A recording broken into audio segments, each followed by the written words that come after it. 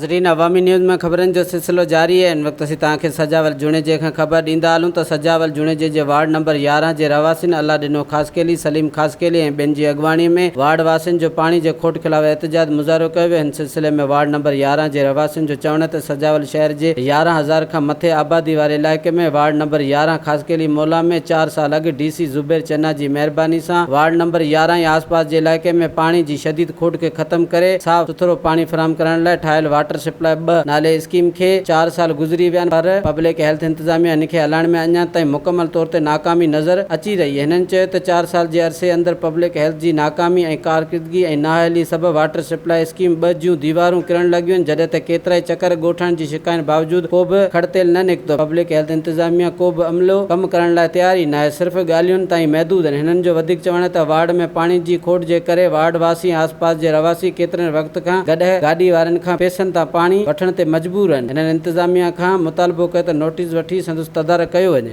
वधीक ख़बरनि ऐं तफ़सील जे लाइ विज़िट कयो असांजी वेबसाइट awamiNewsHD.com ऐं ॾिसंदा रहो अवामी न्यूज़ HD।